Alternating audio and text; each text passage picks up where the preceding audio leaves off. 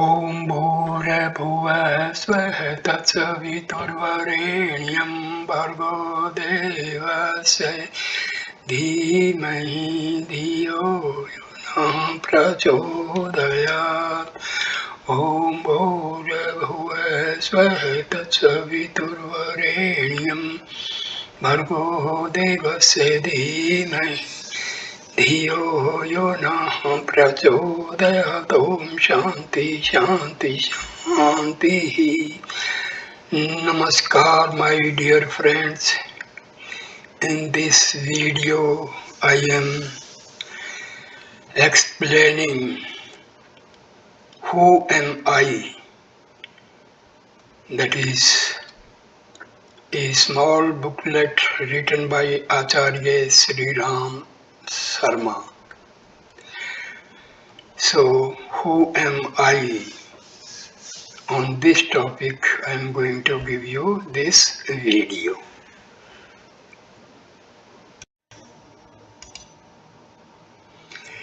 In this paradoxical universe, the pursuit to discover its mysteries is limitless. The more we know, the more we humble we become in the face of what we don't and cannot know. There are innumerable ways and means for investigating and acquiring knowledge. Amongst these, there are disciplines of objective, experimentally verifiable sciences about which man naturally wants to know more and more. Why, how, where, when, of everything he keeps on wondering and inquiring about it. It is this natural curiosity which has led man to acquire so much knowledge of the mundane and material world and erect an imposing and gigantic technological edifice of civilization and culture. Human ingenuity, aided by experimental science and thought, continues pushing back the limits of the unknown. However, the mass of humanity, including the elites, knows pretty little about its own real self. We hardly ever think about knowing the reality of our own existence. If we remain ignorant about our own real identity, the course of life remains uncertain, fearful, and confused. Because of ignorance of one's real self, man is unable to think or act wisely and righteously. There is only one highway to true happiness and peace in life, and that is self knowledge. The present book is a humble attempt at exploration of the self. Words or logic cannot fully explain the riddle of who am I. The only way to know one's true identity is to explore the domains of consciousness within. An endeavor has been made in this booklet to guide the seeker to explore the reality of self through specific disciplines of meditation and contemplation. It is hoped that it will be helpful to the genuine seeker of the spirit, Pandit Sri Ram Sharma.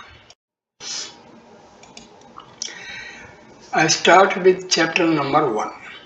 Throughout life, man remains confused because of the multiplicity of his numerous personalities.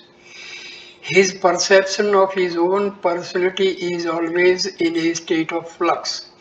It keeps on changing with environment, events, and interactions with people, places, and things. A verse in Chanakya Niti 14 to 18 exhorts man to keep on questioning himself about his true identity. How does he identify himself from time to time? As a friend or an enemy of someone, I am friend, oblique, enemy of, as powerful or weak in relation to others. I command, I am subdued by, as a resident of some place or country I belong to, am I citizen of, as rich or poor because of plenty or lack of money and possessions. I am rich, I am poor on account of, etc. The subject I in each case appears to refer to a different person. In other words, the I with which the person identifies himself refers to his body. Ultimately, the truth dawns that the real self, that is real I, the unchanging self, is not related to the material world. That, in fact, the real I is none other than an emanation, a local manifestation of the omnipresent, omniscient, omnipotent, supreme being, the unified field of existence, and therefore is endowed with all its attributes in potential. The perceived limitations are because of our false identification with the transient ego self, which separates us from the whole. There is only one primary reason behind all our problems and sufferings. Through the magic curtain of Maya, ignorance, we have forgotten our at one ment with the ultimate supreme source.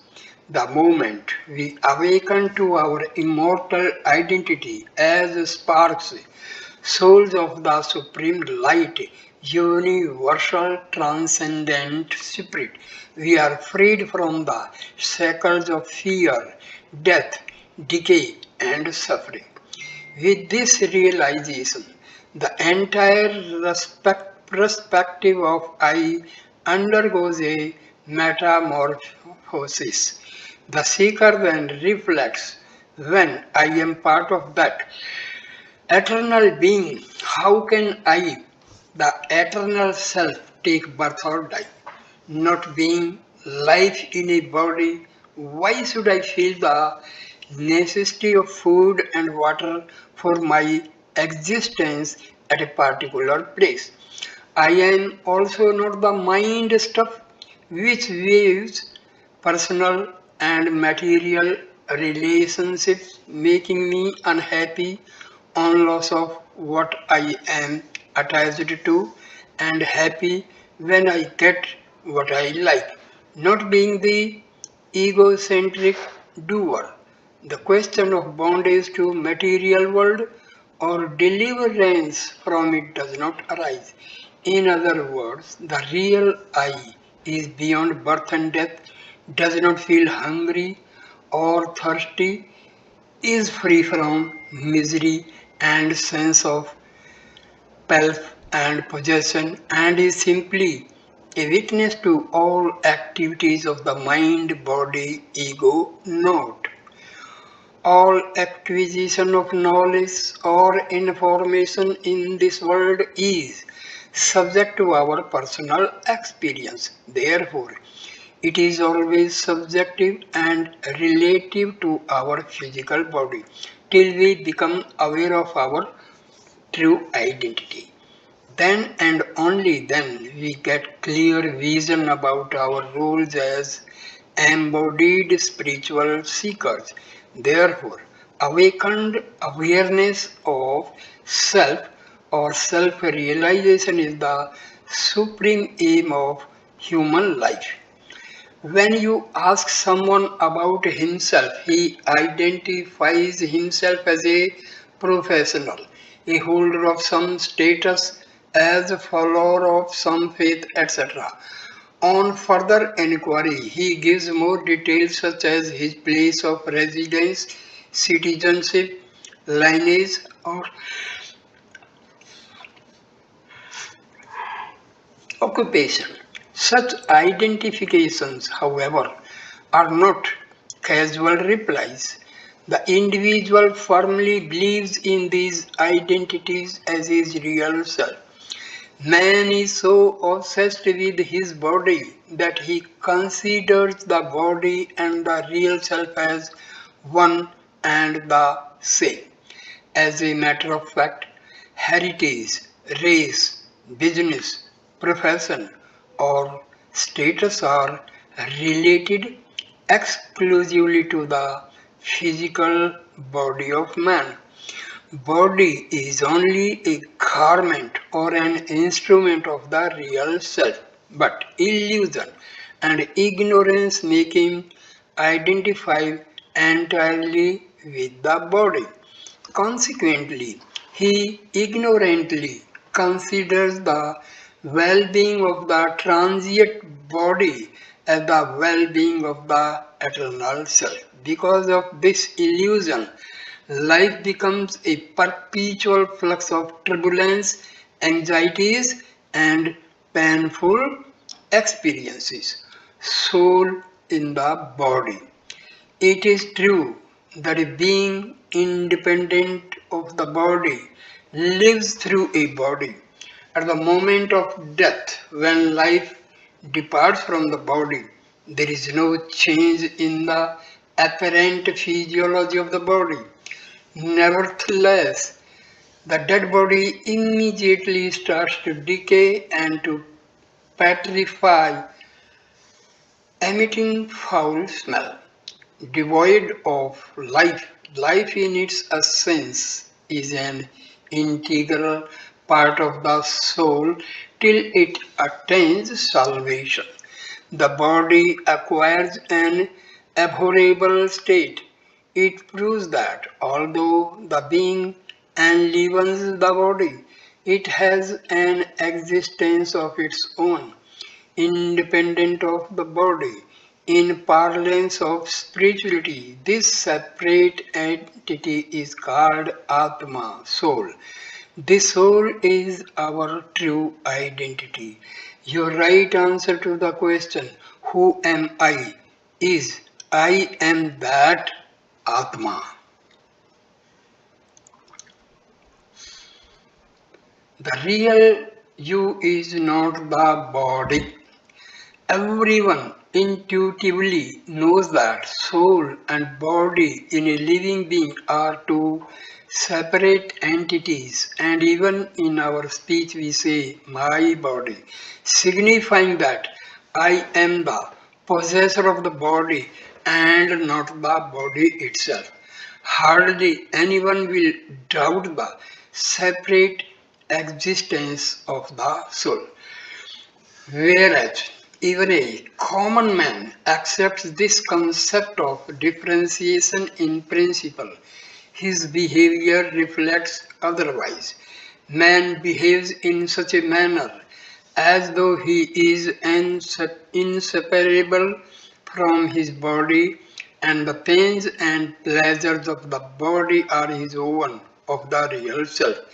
A close observation of an individual's thoughts, speech, and actions would show that all of these pertain exclusively to his identification with the body. He thinks, speaks, and acts in terms of the body only. In other words, when he says I, he implies the body. Body is the lodgment and temple of the soul. Hence, it is proper as well as necessary to look after its health, cleanliness, and upkeep. But it is erroneous and fallacious to identify oneself exclusively with the body, thus mistaking the residence for the resident. It is due to this false and mistaken identity that man loses sight of the real interests of the soul, his true identity, and suffers the pangs of death, disease, separation in endless cycles of embodiments. Interests of soul and body are different. Since soul and body are two separate entities, their interests are also different. The requirements of the body are represented by the interest of the sensory organs. The 10 organs of sense perceptions and actions and the 11th mind are perpetually running outwards for gratification of their basic urges through the instrumentality of the body. The sensory urges are delicious food, stylish clothes, numerous things of beauty, beautiful women, melodious sounds, and a variety of objects of comfort, pleasure, and luxury. The mind, on the other hand, aspires for a high status in society, great wealth, widespread fame, and authority.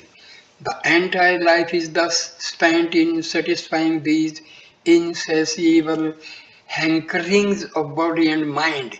When desires become cravings, the deluded person frantically tries to satisfy them by any means, fair or foul. This is the primary cause of all sinful activities. Lust and greed are animal traits. If a human being exclusively and wholly lives for food, sleep, fear, sex, etc., his would be considered an animal like existence devoid of any higher purpose. The least rise in the intensity of desire or impatience makes man take recourse to unfair means and turns the individual into a reckless devil. Individuals with such devil character traits makes life hellish not only for themselves but also for others. Lust and greed are the two most powerful of these evil traits, which remain ever unsatiated. There is no end to cravings for sex and desires for acquiring more and more things for comfort, pleasure, and luxury. Life is an endless cycle of desire, temporary satisfaction, and still more intense craving. The more one indulges in sex, acquires material things, the greater become agitations of the mind, worries, wants, and anxieties, and these go on increasing day by day. Whatever pleasure one gets through sensual indulgence is followed by disenchantment, fatigue, and unhappiness. The knowledge that the present sense gratification would not last long and its ultimate and would bring unhappiness of loss creates a vicious cycle. In this way, perspective of body consciousness drags man towards immortality, suffering, cravings, and turbulence in mind. Nevertheless, man keeps on seeking true happiness in material things. Real success and prosperity in life lies in remaining ever conscious of one's true identity. When man identifies himself with Atma, soul, his aspirations and inclinations naturally begin to follow the righteous path of self-discipline, which provides true happiness to the soul. The food for soul. Whenever a person commits immoral acts like theft, violence, adultery, deception, he has a queer feeling of uneasiness within. His limbs start shaking and pulse rate becomes irregular. It is nothing but an adverse reaction of the higher self soul to an immortal act or behavior of the lower animal self. Immortality is contrary to the nature and interests of the soul. On the other hand, virtuous acts involving altruism, philanthropy, kind-heartedness, self-sacrifice, and continence provide great inner satisfaction. Light-heartedness, cheerfulness, and exhilaration. Only those persons who are able to listen to the promptings of the soul, conscience, and act accordingly are righteous and noble, having risen above animal drives. A person turns to the voice of conscience can never commit a sinful or evil act. Virtuous acts provide inner peace and joy to the soul in this world as well as in the world beyond. Thus, the well being of the soul lives in living virtuously. On the contrary, body considers its well being in subtle and gross gratification of the mind and body. Unfortunately, mass of humanity spend their entire lives in the blind routine of appeasing the urges of the body, which, unlike the soul, is destined to decay and die. But in this process, soul, bound in ignorance, keeps on accumulating sins. No doubt, such lifestyle gives fleeting pleasure to the body and to mind, but the soul is exposed to suffering in this world and in the world beyond. The body is required to the welfare of the soul unless strictly disciplined to absent from sense indulgence. The body cannot properly perform virtuous and noble acts. It is therefore required to be subjected to such disciplines as continence, sacrifice of self-interest, control of wayward thoughts, speech, actions, moderation in sex and philanthropy. It is therefore evident that well-being of body and soul are dramatically opposite. One has to choose between the two. Self-realization is reflected in behavior. There are two categories of people in this world: those who identify themselves with their body, do not care about the welfare of the soul, and spend their entire life in collecting material assets and things of comfort and pleasure. Life of such persons is reduced to an animal-like existence, even while they are discussing nobility, rectitude, religion, ethics, life beyond death, benevolence, etc. Their interest remain focused on self-aggrandizement here on earth or in heavens beyond.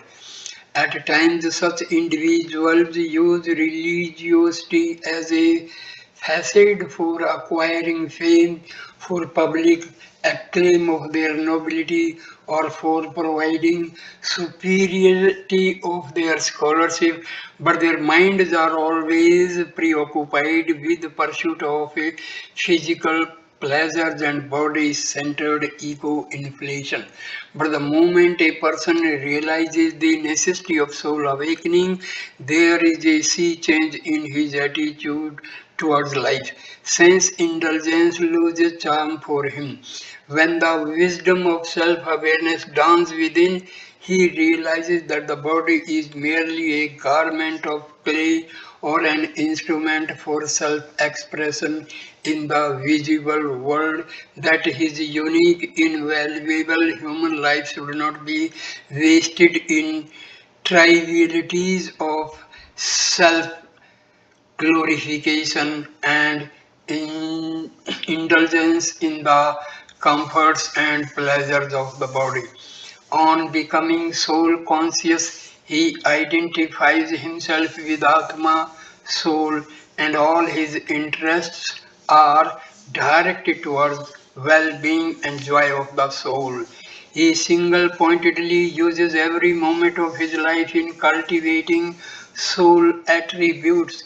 Thus, a body engrossed person leads a miserably unhappy and animal-like existence, whereas the soul conscious person follows a life path conforming to highest ethical and spiritual standards, leading to abiding peace and joy.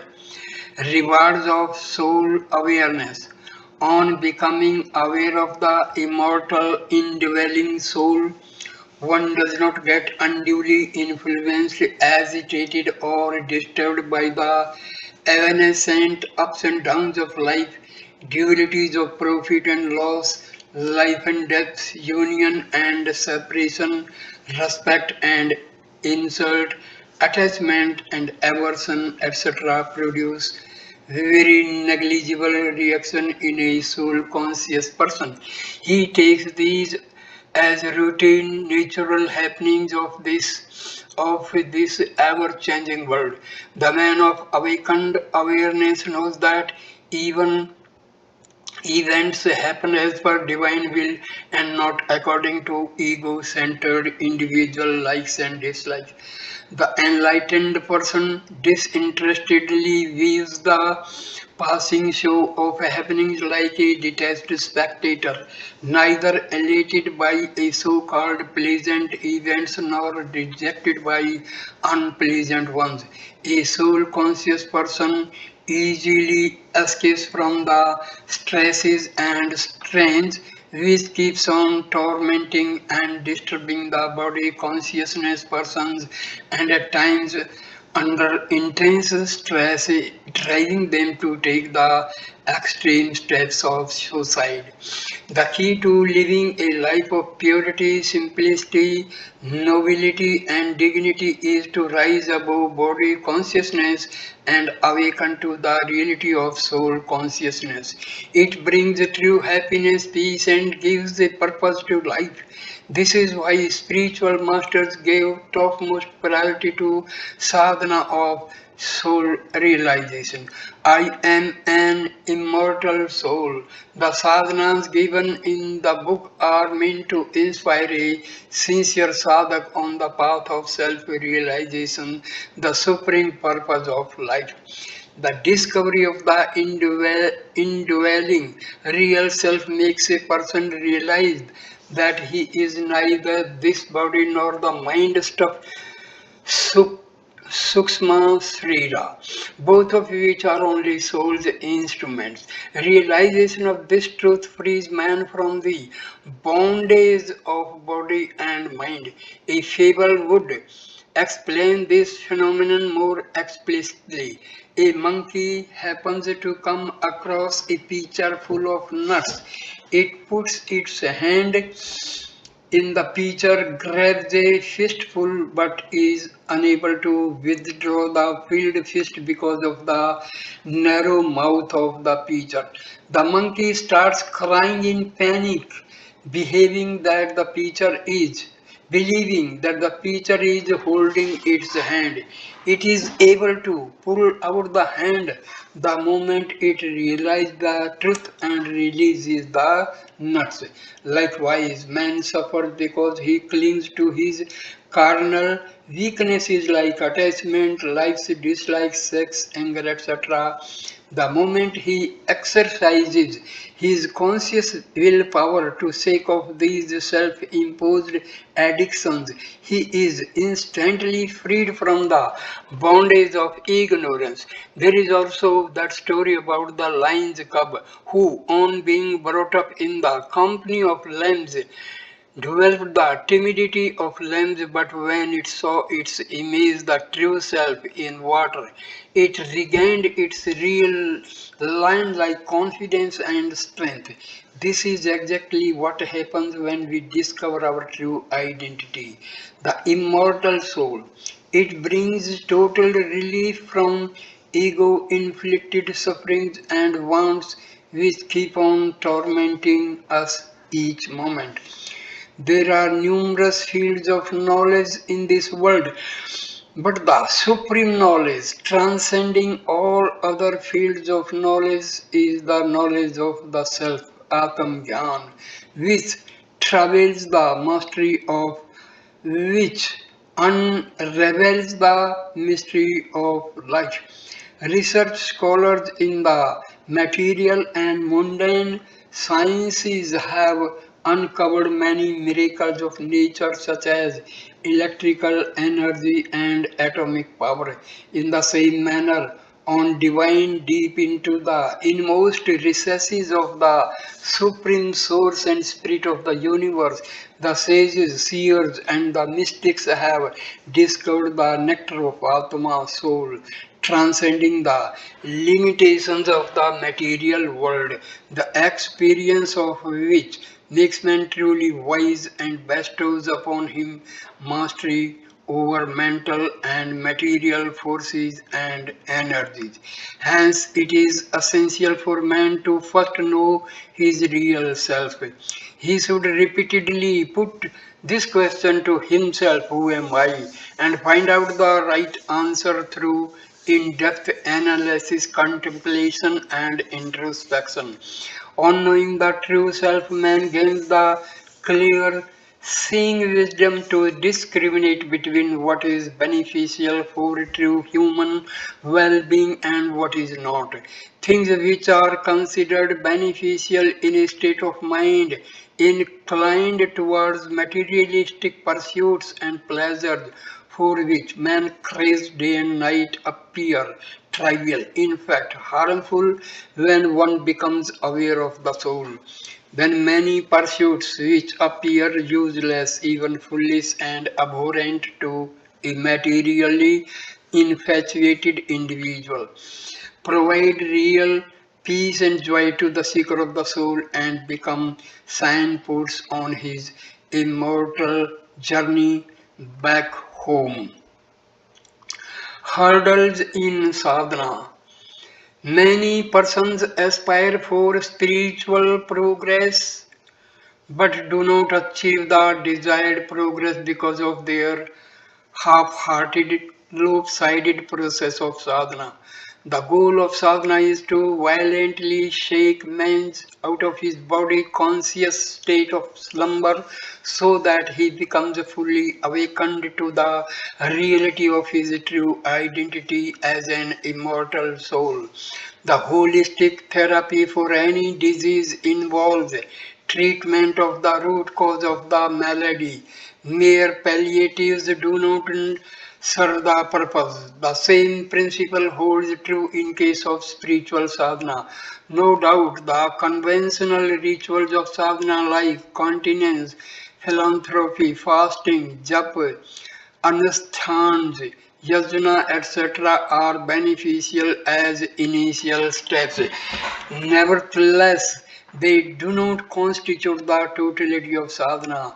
These rituals do enhance purity of mind, positive traits, and nobility, but these alone do not lead to enlightenment, which reveals the illusory and transient nature of the phenomenal world and our free identity as immortal souls, part of the divine. The purpose of this booklet is to help and guide a spiritual seeker to awaken to the presence of his indwelling divinity. A person of awakened awareness of the spiritual effortlessly lives a little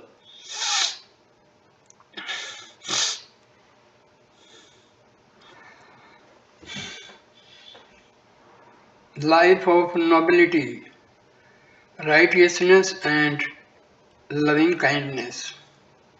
Once this paradigm shifts, shift of consciousness Once this paradigm shift of consciousness is accomplished, the confines of I and mind expand infinitely to encompass the whole of the universe. Such a realized soul feels that he has far greater responsibilities to shoulder than mere caring for his narrow physical self and related persons and things. As one climbs higher and higher on this spiritual ascent, one's sense of belonging expands accordingly, and finally, looking around as far as one can from the top of a hill, one discovers that he is one with all existence. Earlier, a person had to take care perhaps of his children, siblings, a few relatives, a few employees, some possessions, etc. But now these thousands of upon thousands of things and people around appear needing his personal care. In other words, as one's field of vision widens on climbing a high hill, so does the perspective of self on self realization. The tiny egocentric body confined sense of I-ness vanishes for good. Let us try to understand this concept through an analogy. Let us consider the air in a balloon as the limited self. Blowing air in this balloon expands it and it occupies more and more space till it bursts. The air in the balloon becomes part of the vast expanse of air surrounding the earth. In the same manner, progressive expansion of self identity ultimately leads to the realization that it was inseparably connected with all creation. It was the body consciousness, the balloons, which was creating the illusion of an isolated, independent existence of one's own. In a nutshell, this is the vision of self realization. This is the basic tenet of the super science of spirituality, which constitutes the core of the various religious faiths and mystic paths and over the world. In a nutshell, this is the core of all disciplines of spiritual practices, irrespective of the people, places, or varieties of worship. Once having a glimpse of the true self, the seeker can never return to the confines of the old narrow perspective of self. In common human life, in each moment, there is a lurking worry and fear of a possible disaster. Man is in desperate search of a perennial source of happiness, but he is seeking it outside of himself, in possessions, wealth, power, and relations. When one dying of thirst in a desert finds an oasis of cool water, would one ever think of returning to the wasteland of scorching sand?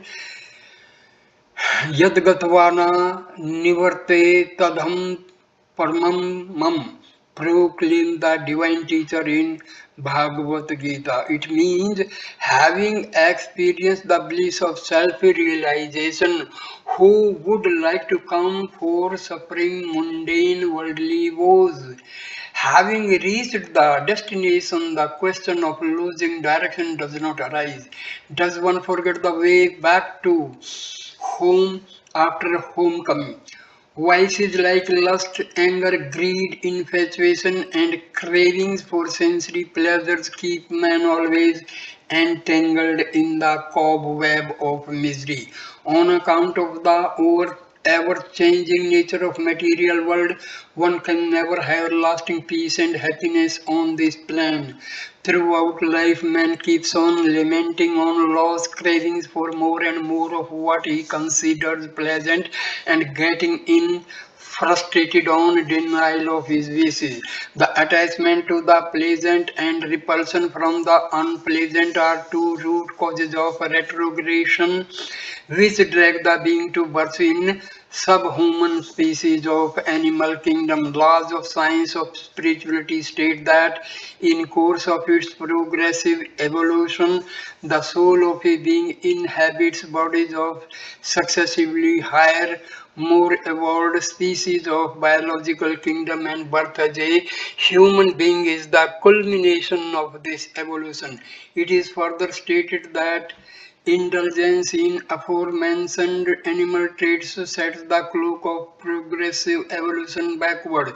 The methods prescribed in spiritual practices in various faiths are meant to rise above the pull of these beastly tendencies. In the Bhagavad Gita, human mind is personified as Arjun in the Battle of Mahabharata, which symbolizes the perpetual inner battle between the good and the evil within our own selves. He is exhorted by God incarnate Sri Krishna to fight against and annihilate his own intimate relatives' evil traits, personified as the Kauravas. In the following chapters of this booklet, simple exercises are suggested for elevating the level of consciousness of man to a superconscious state where he becomes totally free from degrading traits of worldly life.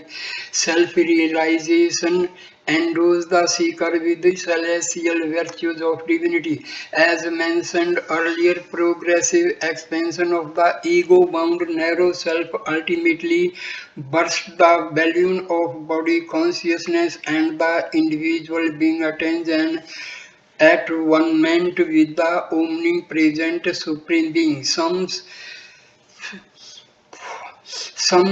scepters may interpret this path of soul growth as the way of the recluse or the ascetic who wants nirvana, deliverance, or who desire to be detached from worldly life or altruistic pursuits. One may even argue that this sadhana is only for those who are interested in the benefits of life beyond death, whereas all efforts of a common man are focused on the pleasures of this world only. That most of the time of man in his daily routine is taken up by such things as a business, job, education, entertainment, etc., and he has little or no inclination or time to think and provide for life beyond death. It is natural to have such doubts since in today's world the confused mindset of man treats well-being of self in this world and in the worlds beyond death as two different pursuits, whereas factually these cannot be compartmentalized. What pertains to this world is also covertly related to the other. These are inseparable like two sides of the same coin. The subject matter of this writing does not permit dealing in detail with this misconception. Suffix is to say that the cultivation of self-awareness is the most efficacious method of success in practical life of this world as well. All progress in this world goes hand in hand with the progressive evolution of human consciousness. One who is endowed with the inner strength of soul has the capacity to succeed in all avenues of life. The simple and natural method of communion with God is in knowing one's true immortal self, appreciating dignity of human life, finding out the specific role of human species in the creation of God, and therefore start functioning without any ego-centered motive as the manager of his estate, whatever apart it has been entrusted to your care. There can be no more soul satisfying art of living than this. There should be no ambiguity in understanding this plain truth that there are two root causes of success or failure in any human endeavor. One, a correct appraisal of one's capabilities and shortcomings, and two, knowledge about availability of means and resources required to complete the assignment. In spite of being endowed with the best of intellect, one cannot arrive at the right decision in the absence of hard facts about these variables. Spiritual masters say, remember, the soul in you is indestructible. You are not a non-entity but a magnificent creation of God. Do not feel weak in any respect, nor Beg for anything. You are immensely powerful. There are no limitations to what you can do. The potentials with which you have appeared in this world can undoubtedly overcome all obstacles in your way to success. Your capabilities are more powerful than the obstructions to be overcome. Success and happiness are your birthrights. Wake up, identify your true self, assess your means and resources, and wisely go ahead towards the set goal. You will find that there is nothing that you aspire for is beyond your reach. You are the Kalpavriksha and Kamadhenu of heavens, which grant all wishes. You are success personified. Come forward and take charge of what is your due. The booklet tells you that you are not merely a body, nor like any other less evolved species on earth, but are manifestation of attributes of God. Body and mind are your tools. You are not a slave of your sensory organs. Animal-like habits cannot enslave you. The pollutants of thoughts cannot withstand your inner strength. In essence, a human being is an embodied soul with the body as an instrument. Understand this distinction clearly and unambiguously. When man regards the self as his body, the soul cannot use the body effectively. The distinction enables the soul to make use of the body as an instrument of self growth. This is the task before man. Any task can be successfully accomplished if there is clarity of vision and purpose. This is the yoga who perfects skill in works. Yoga karmesu Kausalam Gita. Diligently aspire to be such a yogi. The purpose of this writing is to motivate you to make your contributions to the real well-being of this world and the world beyond, leading you to the supreme goal. May God enlighten you. So I end the chapter and the video here. So thank you for watching this wonderful video. And this is the first video. I will give some 2 or 3 more videos continuing this topic of who am I. That is self-realization, or you can say self-enquiry. So thank you my dear friends for watching this video. Please like, comment and share the video and subscribe the channel. Thanks a lot. Namaskar.